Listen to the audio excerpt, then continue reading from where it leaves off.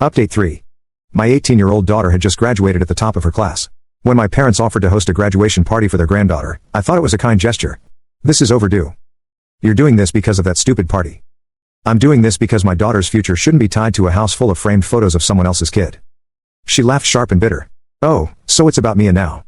Everything I do is about Mia. You're going to make us homeless. No. You can buy me out.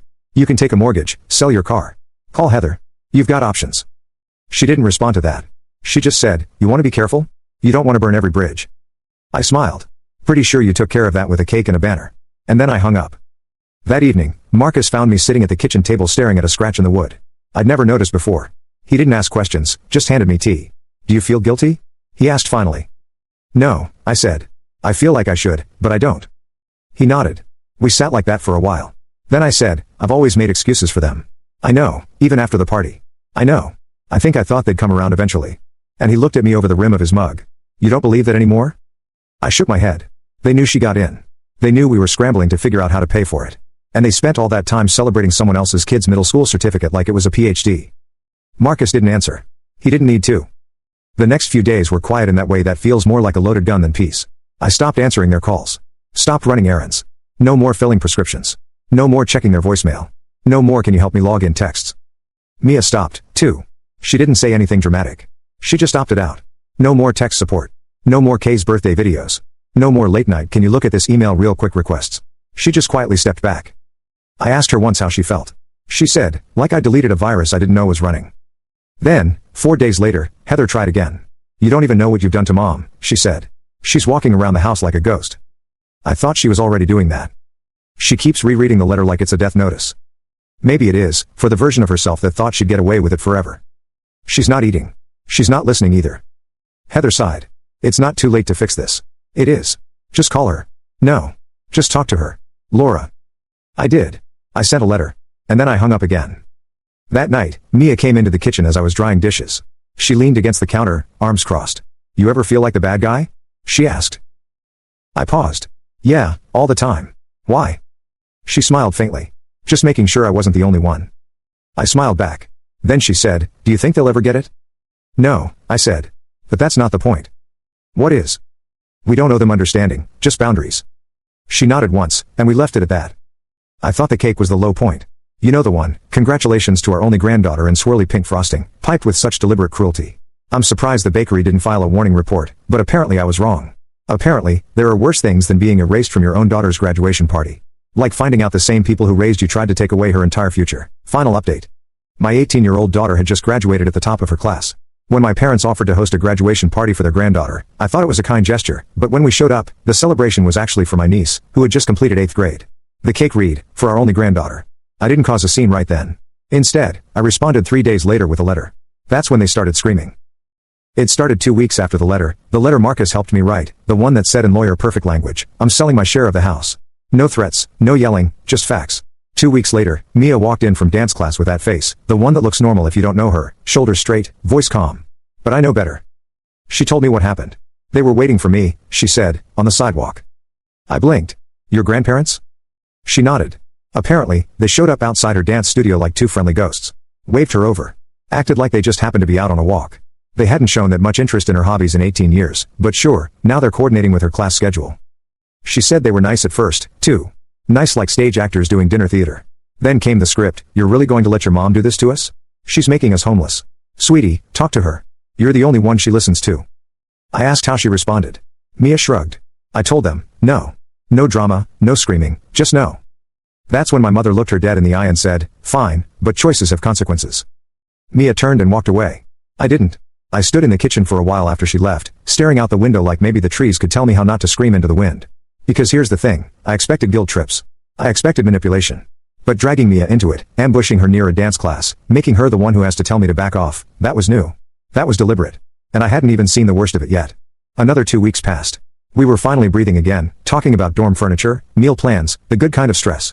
And then the letter arrived. Big envelope, university logo. Mia thought it was her housing packet. She opened it at the kitchen counter while I was rinsing a bowl. I heard her breath catch. Then she handed it to me. It wasn't housing. It was a notice from the admissions office. Her enrollment was under review. An anonymous report had been submitted alleging omissions, inconsistencies, undisclosed legal entanglements. The phrasing was so sterile it made me cold, like reading the autopsy of something that hadn't died yet. Mia didn't speak. Marcus took the letter, read it once, twice, and then looked at me like someone had just kicked the front door open and lit a match. I sat down hard. It took me a full minute to process what I was seeing. Not because I didn't understand it, because I did. This wasn't petty. This wasn't family politics. This was an attack. And not on me. On her. I got in the car, didn't even tell Marcus. Just grabbed my coat and keys and drove straight across town. I wasn't afraid of what I'd say. I was afraid of what I wouldn't. My father opened the door like he'd been watching through the blinds. My mother appeared behind him. Not surprised, just smug. I didn't say hello. Did you report Mia to the university? No blinking. No confusion. No. What are you talking about? Just stillness. And then my mother said, "You think you can do what you did and not face consequences?" I stepped inside. "You tried to destroy her life. She shouldn't be there," my mother said. "That school wasn't meant for her. She got in on her own. You dragged your drama into it. What did you expect?" "I expected you to be angry. I did not expect you to sabotage a child's future just to get even. She's not a child. She's part of this." I stared at her and something inside me snapped. Not in rage, not in tears, just a clean break, like bone pulled from bone. "You're not just bad grandparents," I said quietly. "You're dangerous people." And then I turned around and walked out. They didn't see me hit record before I rang the doorbell. That night, I sent 3 things to the family group chat. No greeting, no explanation, just a photo of the cake, a screenshot of the university acceptance letter, and an audio clip of my mother saying, school wasn't for her.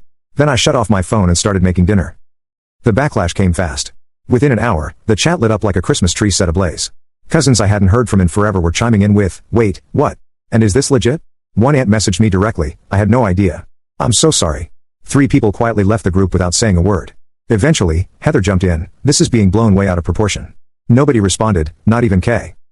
Mia read every message, calm, methodical, like she was gathering material for something far bigger than payback. When she reached the last post, she looked over and said, "I don't think I want to see them ever again." I gave a small nod. She turned and went back to her room like she just finished cleaning up someone else's disaster. And in a way, she had. A few days later, my phone rang. It was my brother. We hadn't spoken since the party. "They called me," he said. I didn't say anything. "They want help buying you out," said they're desperate. Still, I remained silent. Then he added, "I told them no. Actually, I want to sell my third, too." Something loosened in my chest. "For Mia," he said. They crossed a line. That evening, Mia and I sat on the back porch. The sun had dipped just enough to soften the sky. She stirred her tea with a bent spoon, one she'd warped months ago and never replaced. Then she asked, "If they said sorry, would you forgive them?" I really took a moment to think it through. "Honestly, no," I said. "Not for this." She nodded once. "Good." Fast forward a year. The house sold, not instantly, but smoothly, for a solid price. My 1/3 share covered everything Mia needed, tuition, housing, those surprise bills that always show up, and still left more than I anticipated. We haven't heard a word from my parents since. No phone calls, no apologies, no random note slipped into the mailbox. As far as I know, my brother hasn't heard from them either. He signed his share away and vanished, the quietest exit I've ever seen him make. Heather's still hovering on the edges, but that bright loyalty she once had is gone. From what I heard, she finally confronted them a few months back. Told them she couldn't keep defending what they'd tried to do to Mia. Said she needed space. Apparently, they gave it to her. My parents used their portion of the money to buy a house, if you can even call it that, tiny, falling apart, far from anything. The streets rough, the neighbors worse. They couldn't qualify for a loan, so they paid in full cash for leaks, rot, and midnight sirens. But it's theirs now, every cracked tile and creaky floorboard of it. Mia, she's grounded, focused, razor sharp in all the right ways. And they'll never get to claim a shred of credit for any of it. But tell me this, did I go too far, or not nearly far enough? Drop your thoughts in the comments and don't forget to hit subscribe.